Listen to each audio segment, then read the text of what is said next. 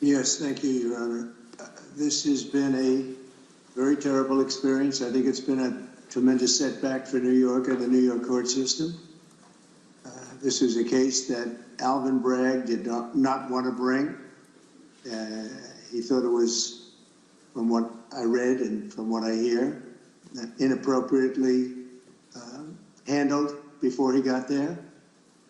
A gentleman from a law firm came in and acted as a district attorney, and that gentleman, from what I heard, was a criminal or almost criminal in what he did. It was very inappropriate. It was somebody involved with my political opponent. Part of the records that we're talking about, they're saying, I just noticed where he said I was falsifying business records. Well, the falsification of business records, as they say, it was calling a legal expense in the books where everybody could see them, a legal expense. In other words, that legal fees or legal expense were put down as legal expense by accountants. They weren't put down by me, they were put down by accountants. I didn't call them construction, concrete work. I didn't call them electrical work. I didn't call them anything. They called a legal fee or a legal expense, and for this, I got indicted. It's incredible, actually. Now, if you look, my attorney alluded to it, the top legal scholars and legal pundits in this country, the ones that are quoted all the time on television, that are making their views felt and highly respected people, have said, everyone, virtually everyone that I know of, I haven't seen any to the contrary, not one, and none. These people are not exactly friends of mine, to put it mildly, but they all said this is a case that should have never been brought. It's an injustice of justice.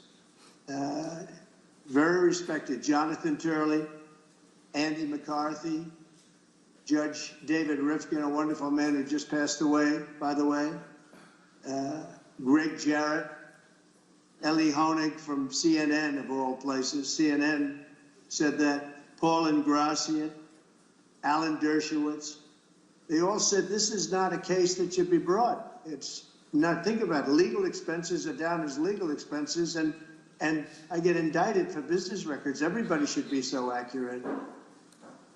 It's been a political witch hunt. It was done to damage my reputation so that I'd lose the election, and obviously that didn't work. And the people of our country got to see this firsthand because they watched the case in your courtroom. They got to see this firsthand, and then they voted, and I won and got the largest number of votes by far of any Republican candidate in history, and won, as you know, all 7 swing states, won conclusively all 7 swing states, and won the popular vote by millions and millions of votes. And they've been watching your trial, so they understood it. I wasn't allowed to use the lawyer-client privilege or the reliance on counsel. I had a lawyer that made this deal, and he admitted that. And he was also a totally discredited person. We weren't allowed to use the information from the Southern District that totally discredited him. It wasn't allowed to be put in. And that was terrible, unbelievable. And this is a man who's got no standing. He's been disbarred on other matters, unrelated. And he was allowed to talk as though he were George Washington. But he's not George Washington. He shouldn't have been allowed. The Southern District did a book of approximately 28 pages where I've never seen anything like it. They excoriated if you wouldn't let it be put into evidence. So he was able to testify as a witness, and I think it's a disgrace to the system. I was under a gag order. I'm the first president in history that was under a gag order where I couldn't talk about aspects of the case that are very important. I guess I'm still under, so probably I won't do it now. I assume I'm still under a gag order. But the fact is that I'm totally innocent. I did nothing wrong. They talked about business records, and the business records were extremely accurately counted. I had nothing to do with them. That was done by an accountant or a bookkeeper who I think gave very credible testimony and was corroborated by everybody that was asked. And with all that's happening in our country today, with the city that's burning to the ground, one of our largest, most important cities burning to the ground with wars that are uncontrollably going on, with all of the problems of inflation and attacks on countries and all of the horrible things that are going on. I got indicted over calling a legal expense a legal expense. It was called a legal expense.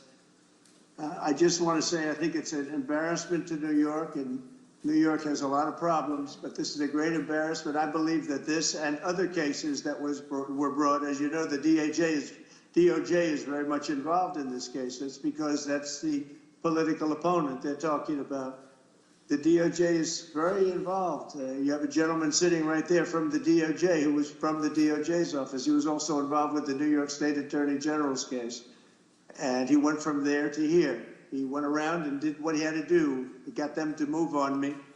But in the meantime, I won the election in a massive landslide. And the people of this country understand what's gone on. This has been a weaponization of government. They call it lawfare. Never happened to any extent like this, but never happened in our country before. And I'd just like to explain that I was treated very, very unfairly. And I thank you very much. Thank you, Mr. Trump.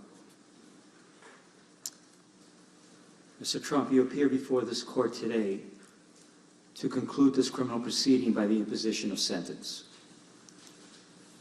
Although I have taken the unusual step of informing you in advance of my inclinations, before imposing sentence, I believe it is important for you, as well as those observing these proceedings, to understand my reasoning for the sentence I am about to impose. The imposition of sentence is one of the most difficult and significant decisions that any criminal court judge is called upon to make. That's how the skinny people of the world are skinny. It's called the gut-centric theory.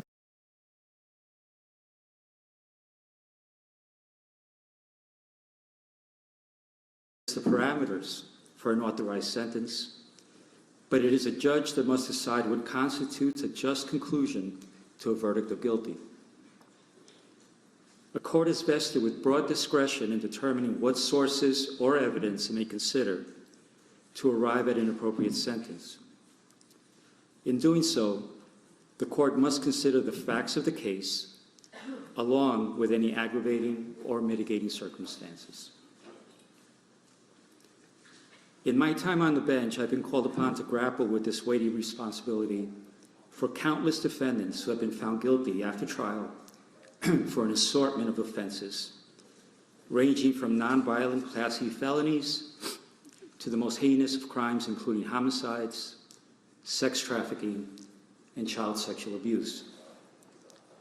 The task is always difficult and deserving of careful consideration, whether the sentence be an unconditional discharge or incarceration of 25 years to life. However, never before has this court been presented with such a unique and remarkable set of circumstances. Indeed, it can be viewed fairly that this has been a truly extraordinary case. There was unprecedented media attention, public interest, and heightened security involving various agencies. And yet, the trial was a bit of a paradox because once the courtroom doors were closed, the trial itself was no more special, unique, or extraordinary than the other 32 criminal trials that took place in this courthouse at the same exact time. Jury selection was conducted, the same rules of evidence were followed, opening statements were made, witnesses called and cross-examined, evidence presented, summations delivered. The same burden of proof was applied, and a jury made up of ordinary citizens delivered a verdict. And it was all conducted pursuant to the rules of procedure and guided by the law. Of course, part of what made it feel somewhat ordinary was the outstanding work, preparation, and professionalism of the clerks, court officers, court reporters, security personnel, and the entire staff of this building who did their jobs as they would with any other criminal trial.